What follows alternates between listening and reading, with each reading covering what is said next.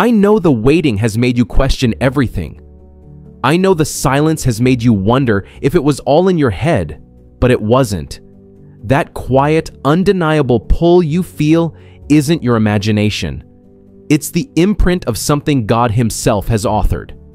The counsel of the Lord standeth forever, the thoughts of His heart to all generations. Psalm 33:11. When God knits two hearts together for His purpose, there's a spiritual recognition that defies logic, distance, or explanation.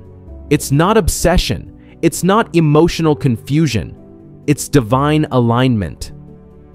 1. God planted that connection, not your mind.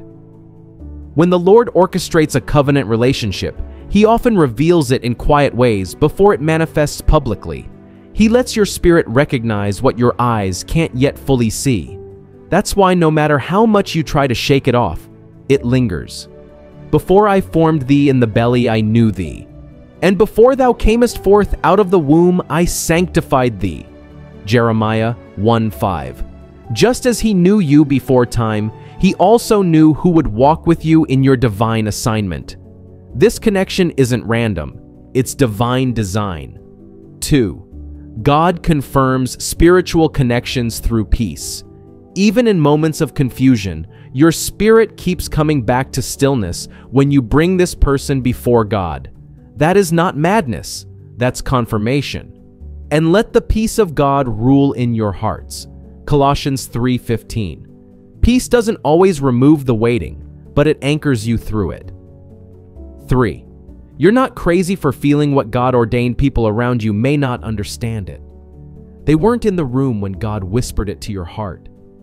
They didn't feel the weight of His voice or the way your spirit stirred when He confirmed it. Mary carried a word from God that no one could understand, but she held it quietly and faithfully. But Mary kept all these things and pondered them in her heart. Luke 2:19.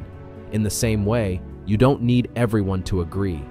You only need to trust what God placed in you. 4. Divine connections don't die with time. If it's from God, it doesn't fade with silence. It grows stronger in stillness, not in a way that consumes your life, but in a way that deepens your faith. Even when Joseph was in prison, the dream God gave him didn't die. It remained, waiting for the appointed hour. For the vision is yet for an appointed time, but at the end it shall speak and not lie. Though it tarry, wait for it, because it will surely come. It will not tarry. Habakkuk 2:3. So it is with this connection. God is not finished with it. 5. God's hand is on both hearts.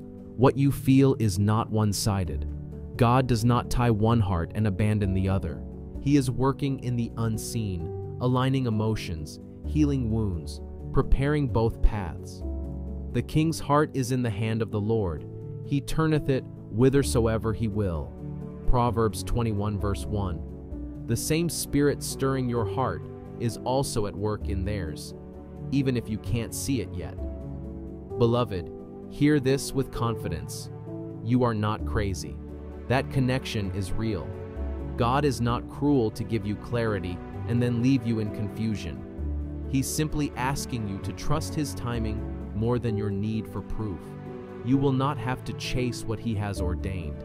In His time, what was hidden will be revealed, and the one your spirit recognized will stand before you, not by accident, but by divine design. This is the Lord's doing. It is marvelous in our eyes. Psalm 118 verse 23. Rest your heart. The connection is real because God is real in it.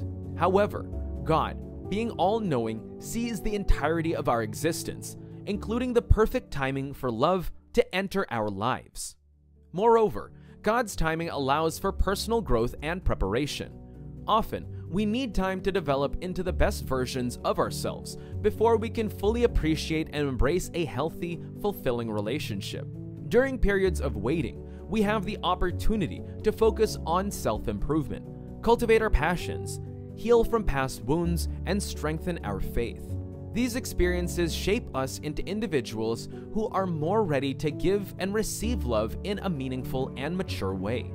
Additionally, God's timing is intricately woven into the tapestry of our interconnected lives.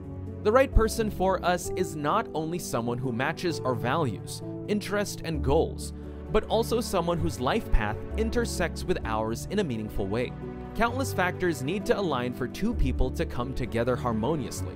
Circumstances, geographic location, emotional readiness, and shared experiences, to name a few. God, in His infinite wisdom, orchestrates these elements to create perfect synchronicity of meeting the right person at the right time. Furthermore, God's timing protects us from heartache and unnecessary pain. We may encounter situations where we feel strongly drawn to someone who, in hindsight, would not have been the best long-term partner for us. It is in these moments that we can look back and appreciate God's intervention, saving us from a relationship that would have caused more harm than good. Trusting in God's timing means having faith, and He has our best interest at heart, and that He will shield us from potential heartbreak and bringing the right person into our lives in the most opportune moment. Lastly, God's timing teaches us patience and perseverance. Waiting for the right person can be challenging, and we may be tempted to settle for less or rush into relationships out of fear or desperation. However, by trusting God's perfect timing, we learn to cultivate patience and develop a deeper reliance on His guidance. We understand that His plan is far greater than anything we envision, and our role is to surrender control, be patient, and continue to live our lives with purpose and faith. In conclusion, the idea that God will bring the right person at the right time is a source of hope, comfort, and reassurance for those seeking love and companionship. God's timing encompasses His infinite wisdom, our personal growth and preparation, the interplay of our interconnected lives, protection from unnecessary pain, and the development of patience and perseverance. You can't marry anyone that you feel like because you think you have emotions for them. It is so true that there is nothing like the perfect one for you in terms of that. There is one person that you are destined to marry, and if the person is not alive, or if you miss the person, you can't marry anyone again. That is wrong, but there is such a thing called an appointed person. God can bring you the right person that will be able to understand you well and also who will be equipped to contain every new level of success and prosperity. You know, it is not everyone that is equipped to contain every new level of success and prosperity that God brings you. Some persons, when they start with their spouse, are happy and excited about managing with them in the little. But when God lifts their spouse or promotes them, all of a sudden, they get offended about their success and get insecure in the fear that their spouse is rich and prosperous.